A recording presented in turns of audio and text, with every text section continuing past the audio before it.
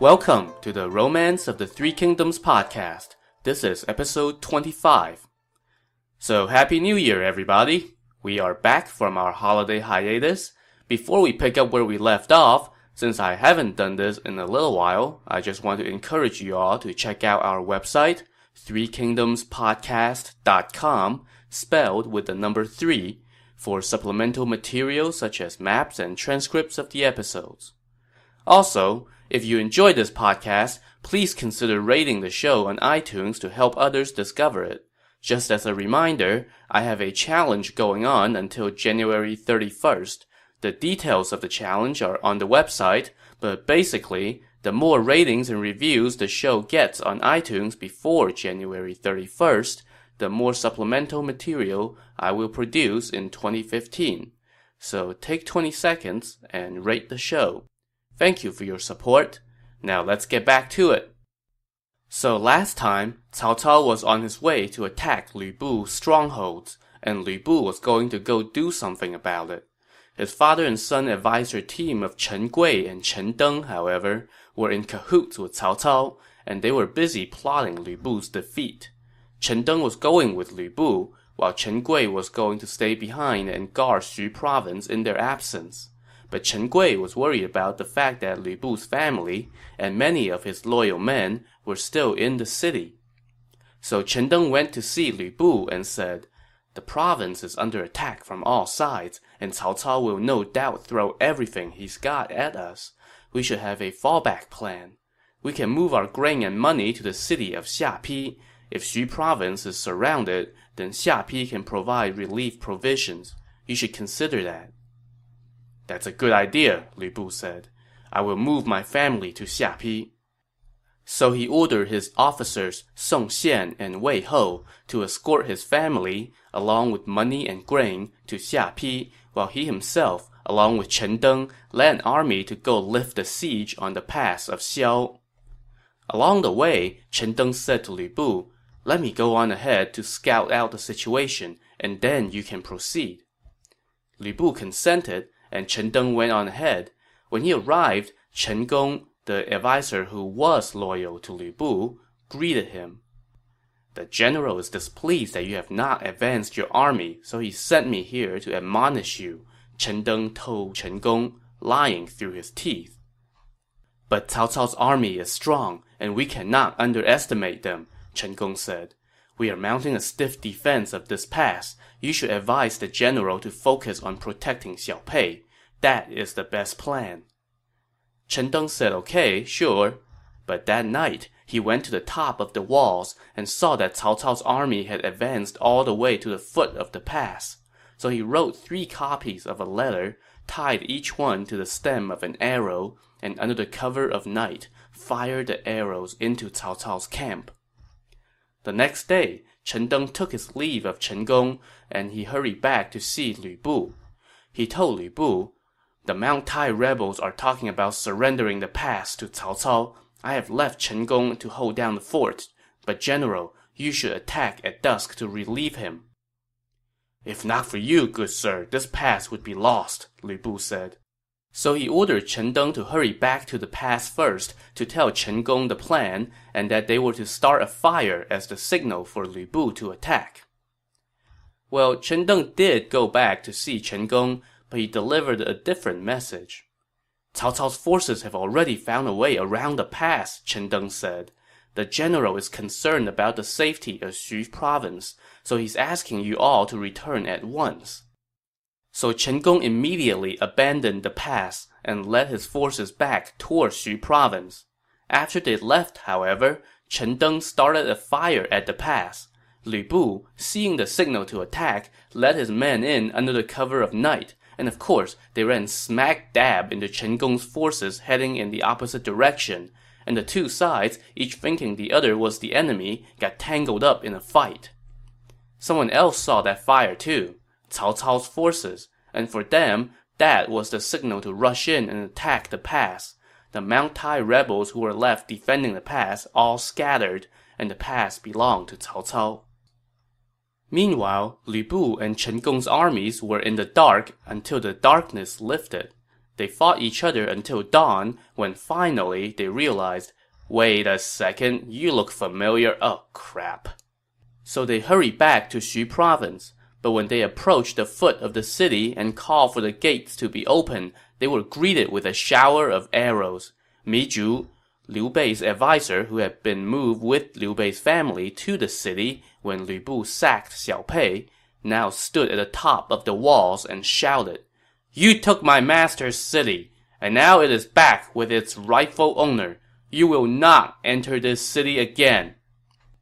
"Where is Chen Gui?" an angry Lu Bu asked. "I have already killed him," Mi Zhu answered, though of course he did not kill Chen Gui since Chen Gui was the one who was in on the whole thing with him. Lu Bu turned and asked Chen Gong, "Where is Chen Deng?" "General, you still have not figured it out yet? Why do you still ask where that traitor is?" was Chen Gong's reply. Lu Bu searched his entire army, but Chen Deng was nowhere to be found. Chen Gong now advised him to quickly turn toward Xiao Pei, which was garrisoned by his generals Gao Shun and Zhang Liao. Lu Bu agreed, but halfway to Xiao Pei, they saw an army approaching. At the head of the army were Gao Shun and Zhang Liao. "So, what are you guys doing here?" "Chen Deng came to us and said that you were surrounded and had ordered us to come help you," Gao Shun and Zhang Liao answered. "This must be another of that traitor's tricks," Chen Gong said. "I am going to kill that traitor," Lu Bu said. But right now, they had bigger things to worry about. They hurried back to Xiao Pei, but by now the city walls were lined with Cao Cao's banners, as Cao Ren had used the opportunity to sack the city. So yeah, Chen Deng really did a number on Lu Bu. Lu Bu stood at the foot of the city and cursed Chen Deng, but Chen Deng stood atop the city wall and cursed back. "I am a servant of the Han. How could I ever serve a rebel like you?" Lu Bu was red in the face and shooting steam out of his ears by now, and he was just about to lay siege to Xiao Pei, but suddenly he heard loud roars coming from behind. An army had arrived, and at its head was Zhang Fei. Gao Shun rode out to fight him, but was no match. Lu Bu then went out to fight Zhang Fei himself. In the midst of their duel, another wave of loud cries rose up. This was Cao Cao arriving with his main force. Lu Bu figured that he was not going to be able to withstand this attack, so he led his army to the east, with Cao Cao hot on his tail. Just as Lu Bu's men were nearing exhaustion, another army stormed out and blocked their path. The general at the front shouted, "Lu Bu, stop! Guan Yu is here!" Lu Bu went up to fight Guan Yu, but then Zhang Fei caught up from behind, and Lu Bu lost heart. So he and Chen Gong fought their way out and fled to Xia, their fallback position. Guan Yu and Zhang Fei, now reunited, wept and related to each other what they had been up to since they were separated after their defeat outside Xiao Pei. Turns out that Guan Yu had camped out on one of the nearby roads and had been sending out scouts to check on the situation. When he heard the news of the offensive at Xiao Pei, he hurried over. Zhang Fei, meanwhile, had been holed up on Mount Mangdang. After they traded stories, they went together to meet up with big brother Liu Bei, and the two of them prostrated on the ground before him in tears. Liu Bei was overcome with joy and sadness, and he led them in to see Cao Cao, and then they all followed Cao Cao to Xu province. There, Mi Zhu greeted them and informed Liu Bei that his family was okay. Chen Gui and Chen Deng then came to pay their respects to Cao Cao, and Cao Cao threw a huge feast to reward all his officers.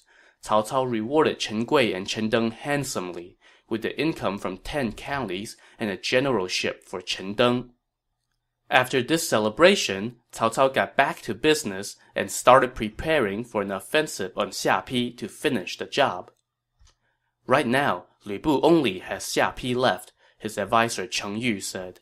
If we push him too hard, he will get desperate and go seek refuge with Yuan Shu. If those two join up, they will be hard to attack. We should send a capable man to guard the road to Huainan to keep both Lu Bu and Yuan Shu at bay. Also, Lu Bu still has Zhang Ba and the Mount Tai rebels in the Shandong region. and we must not forget to be on guard against them. In that case, I will personally handle Shandong, and I will ask Liu Bei to watch the road to Huainan, Cao Cao said. I will obey your excellency's orders, Liu Bei said. The next day, Liu Bei left Mi Zhu and Jian Yong at Xu province, while he led Guan Yu, Zhang Fei, and Sun Qian to go guard the road to Huainan. Cao Cao, meanwhile, led his army to attack Xiapi. So things were looking pretty dire for Lu Bu, but inside Xiapi, he was not particularly worried.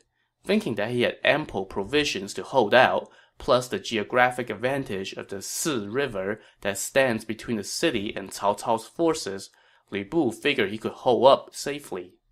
Cao Cao's army has just arrived, Chen Gong said to him. If we attack now, before they get their camp set up, we will no doubt prevail. I have suffered a string of losses recently. I cannot give battle lightly, Lu Bu said. I will wait until they start laying siege and then attack, and that will drive them back into the river. So he ignored Chen Gong's advice. A few days passed, and Cao Cao's army had now entrenched. Cao Cao now led his officers to the foot of the city and shouted that he wanted to talk to Lu Bu. Lu Bu went to the top of the city wall to hear what Cao Cao had to say. General, Cao Cao said, I have heard that you were thinking about accepting Yuan Shu's proposal for a marriage alliance once again. So I have led my army here. Yuan Shu bears the crime of treason, while you, sir, have the merit of eliminating Dong Zhuo. Why do you abandon your previous service to join up with a traitor?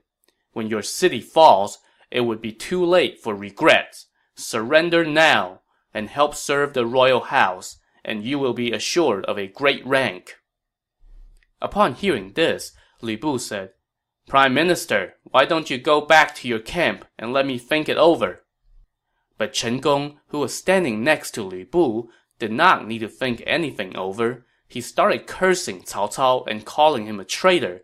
He then fired an arrow at Cao Cao, which struck the parasol over Cao Cao's head. This pretty much nixed any chance for a peaceful settlement, as Cao Cao pointed at Chen Gong and declared, I swear I am going to kill you. He then ordered his men to begin a siege of the city. Inside the city, Chen Gong told Lu Bu, Cao Cao has come a long way, and he cannot keep this up for long. You should lead a detachment of men and set up camp outside the city, while I lead the other officers and defend the city. If Cao Cao attacks you, then we will attack his rear. If he attacks the city, then you can attack him and lift the siege. Cao Cao's provisions will run out soon, and then we can defeat him in one fell swoop. Lu Bu thought this was a great idea, and so he went home to pack his stuff. It was winter, so he told his men to pack heavier coats. His wife, Lady Yan, heard about this and asked him where he was going with these thick winter coats. When Lu Bu told her about Chen Gong's plan, she said, You are going to leave the whole city and your wife and child to venture out with a single army? If something goes wrong, I will no longer be yours. This gave Lu Bu second thoughts, and he went back and forth for 3 days. Chen Gong was impatient by now, so he went to see what was going on. Cao Cao is surrounding the city, Chen Gong said. If you do not go out now, we will be trapped. I have been giving it more thought, Lu Bu said. It seems to me that staying in and defending the city might be the better approach. Well, I have recently got word that Cao Cao is running low on provisions and has had to send men back to Xuchang to fetch more, and the supplies will arrive soon, Chen Gong said. You could lead some crack troops and intercept the shipment. Lu Bu thought that's a great idea too, so he went back inside his residence and talked to his wife about it. But then she turned on the waterworks. If you leave, General, how can Chen Gong and Gao Shun hold this city? She wept. If something goes wrong, it will be too late for regret. When we were back in Chang'an, you abandoned me once. Thankfully, someone hid and protected me, and we were able to reunite. Who knew that you would abandon me again? Fine, General. Your future is bright. Please do not let me hold you down. At this, she started bawling. This made Lu Bu very unhappy and conflicted. He went to talk to Diao Chan about it, and Diao Chan said, "General, you must think of me. Do not leave lightly." "Do not worry," Lu Bu said. "I have my halberd and my red-haired horse. Who would dare to even come near me?" He then went back outside and said to Chen Gong, "This business with Cao Cao's provisions might be a trick. I don't want to move rashly." Chen Gong could do little but leave. As he walked out, he sighed. "We're all done for." For his part, Lu Bu just stayed cooped up in his home every day, drinking with Lady Yan and Diao Chan to drown his problems in booze. But Lu Bu couldn't just sit around and do absolutely nothing while the siege outside was going on. Two of his other advisors suggested that he ask Yuan Shu for help. So Lu Bu wrote a letter, sent these advisors as his messengers, and ordered the generals Zhang Liao and Hao Meng to lead 1,000 men and open a path through Cao Cao's army so the messengers could get through. Around 9 o'clock that night, the group set off, with Zhang Liao in front, the advisors in the middle, and Hao Meng bringing up the rear. They skirted through a corner of Liu Bei's camp and managed to get out. Then they split up, with Hao Meng leading 500 men to escort the messengers to see Yuan Shu, while Zhang Liao led the rest and returned to the city. When Zhang Liao turned around, Guan Yu was blocking his path.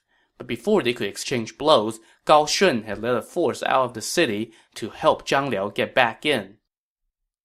When Lu Bu's messengers got to Huainan, Yuan Shu told them, "Lu Bu had previously killed my messenger and broken his agreement to our marriage alliance. Why is he asking about that again?" "Your Majesty, what happened before was due to Cao Cao's deception," the messengers said. If your master was not under siege by Cao Cao, would he even be thinking about this?" Yuan Shu scoffed.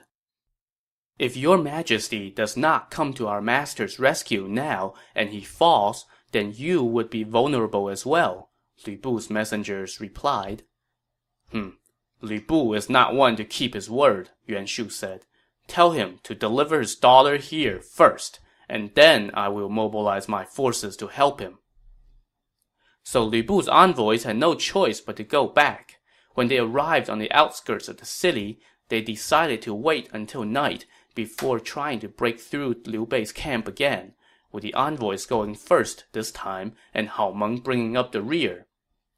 Well, the envoys got through, but Hao Meng was cut off by Zhang Fei, and after just one bout, Zhang Fei captured him alive, and the 500 soldiers they had were all scattered.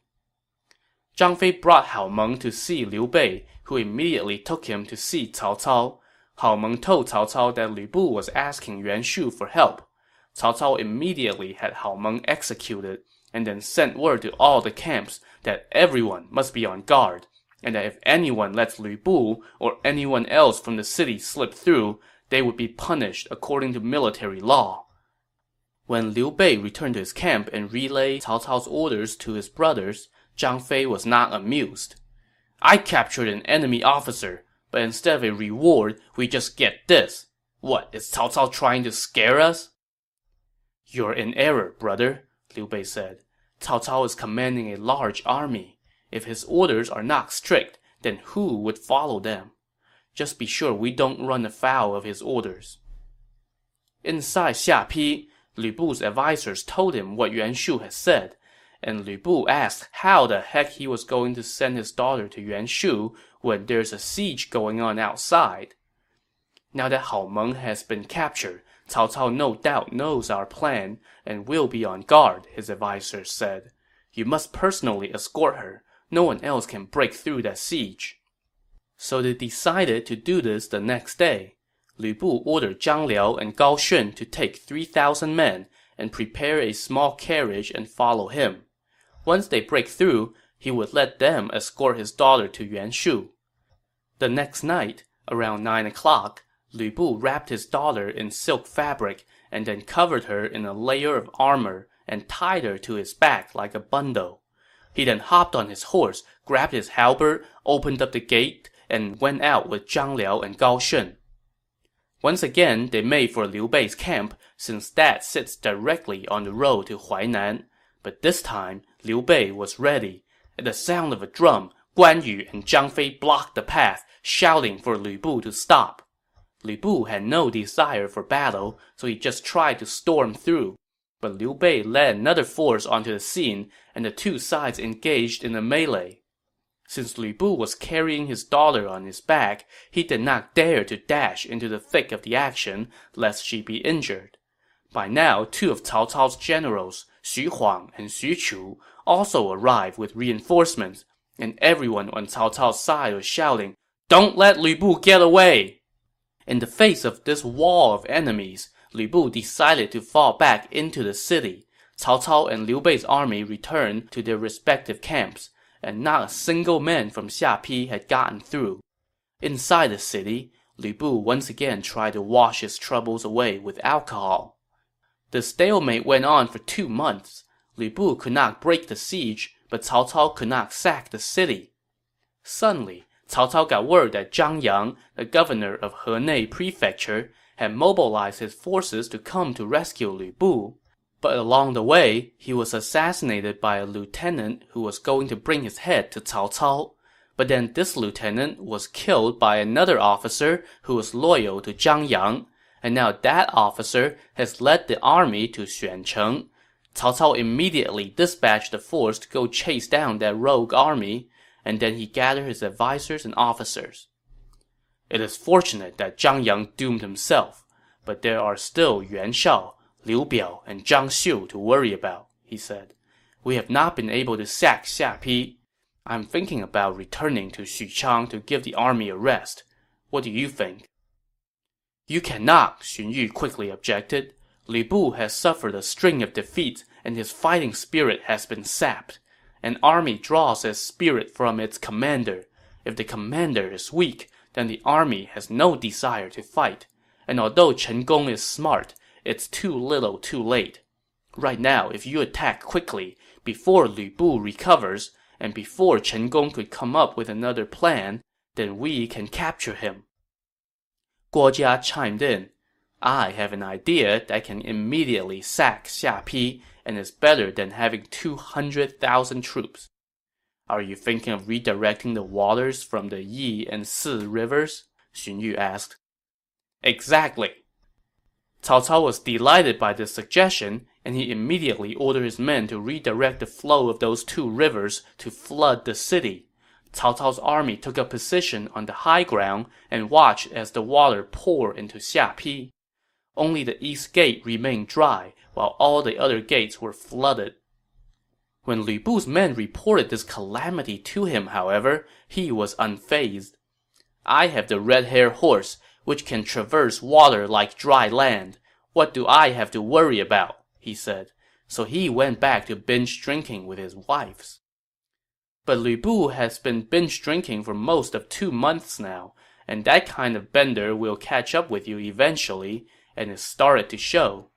One day, he looked in the mirror and was taken aback by his appearance. All this drinking has done me harm, he said. I will stop starting today. So he sent out an order that anyone in the city caught drinking from that day forth would be executed. Well, prohibition was about as popular back then as it was in the 1920s, and it did not take long for the band to stir up trouble. One of Lu Bu's officers, Hou Cheng, had 50 horses stolen from him by a stable hand who was going to offer them to Liu Bei, but Hou Cheng found out about it, caught up and killed the guy, and recovered his horses. He wanted to celebrate a little bit with the other officers, so he had brewed a few jugs of fine wine for the party. But then came Lu Bu's ban on drinking. Fearful of punishment, but not so fearful that he would call off the party, Hou Cheng brought 5 bottles of his concoction to Lu Bu, along with a note that said, Thanks to you, General, I have recovered a herd of stolen horses. The other officers came to congratulate me, and I brewed some wine for the occasion. But we dare not drink without offering some to you first as a token of our respect. If Hou Cheng thought this little gesture would get him an exception, he was dead wrong. Lu Bu flew into a rage when he saw this. I just banned drinking, and yet you dare to brew wine and throw a party? Are you people plotting against me? So he ordered the guards to take Hou Cheng outside and execute him. The other officers quickly went in to beg for his life, and Lu Bu eventually relented. You should be executed for violating my order, he told Hou Cheng. For the sake of the other officers, I will spare your life and just give you 100 strokes. The other officers begged a little more, and Lu Bu relented again and only gave Hou Cheng 50 strokes on his back. All the officers, who had been gearing up for a party, ended up going away disheartened. Two of them, Song Xian and Wei Hou, went to check on Hou Cheng at his home, and Hou Cheng wept and said, "If not for you, I would be dead." Lu Bu only cares about his wives. We are but weeds to him, Song Xian said. Our city is surrounded by the enemy and the water at our feet is rising, Wei Hou said. We are done for. Lu Bu is without kindness or honor, Song Xian said. Why don't we abandon him and leave? That is not the act of real men, Wei Hou said. Why don't we capture him and present him to Cao Cao? So apparently abandoning your master is not the act of a real man, but betraying your master is. So the three of them got down to planning how to betray Lu Bu into the hands of Cao Cao. What makes Lu Bu fearsome is his red-haired horse, Hou Cheng said. If you two really want to surrender the city and capture Lu Bu, then I will steal his horse first and go to see the prime minister. So it was settled. That night, Hou Cheng sneaked into the stable, stole red hair, and galloped toward the east gate. Wei Hou opened the gate for him and then pretended to give chase. Hou Cheng arrived at Cao Cao's camp, offered up the horse, and told him that Song Xian and Wei Hou were prepared to surrender the city, and that he should watch for the white flag as the signal. When Cao Cao heard this, he ordered his men to tie dozens of copies of an announcement to arrows and fire them into the city. The announcement read, Regent General Cao Cao is on an expedition against Lu Bu at the behest of an imperial decree. If anyone resists his army, when the city falls, their entire family will be killed. Anyone, whether they be officers or commoners, who can capture Lu Bu, or can offer up his head, will receive rank and reward. It is for this reason that we have distributed this announcement, so that you may all be aware. The next morning, just after dawn, roars rose up outside the city, loud enough to shake the ground. Lu Bu was surprised and hurriedly went to the top of the city walls to oversee the defenses. He scolded Wei Hou for letting Hou Cheng escape with red hair and was about to punish him. But Cao Cao's forces began to throw everything they had at the city when they saw the flag at the top of the wall. And Lu Bu had no choice but to drop the matter for the time being and personally oversee the defensive effort. The siege went on from dawn until midday before Cao Cao's forces temporarily backed off. Lu Bu was exhausted by this point, and he sat down in a chair for a breather. Before he knew it, he had dozed off. This was all the opportunity the traitors needed. Song Xian first chased off the few guards in the vicinity and took away Lu Bu's halberd. He and Wei Hou then bound Lu Bu tightly with a rope. Lu Bu startled from his dream and called for help, but Song Xian and Wei Hou beat off anyone who tried to come to his rescue. The two men then started waving the white flag, and Cao Cao's army advanced to the foot of the city. At the top of the wall, Wei Hou shouted, "We have captured Lu Bu alive!" But Xiahou Yuan, the general leading the siege forces, was not convinced. So Song Xian threw Lu Bu's halberd down from the walls as proof. He then opened the gates to the city, and Cao Cao's forces flooded in. Gao Shun and Zhang Liao, who were defending the west gate, were trapped by the flood and eventually captured alive. Chen Gong tried to flee toward the south gate, but he was captured by Xu Huang. So the battle at Xiapi has concluded with a complete victory for Cao Cao. To see what will happen to Lu Bu and company, tune in next time on the Romance of the Three Kingdoms podcast. Thanks for listening.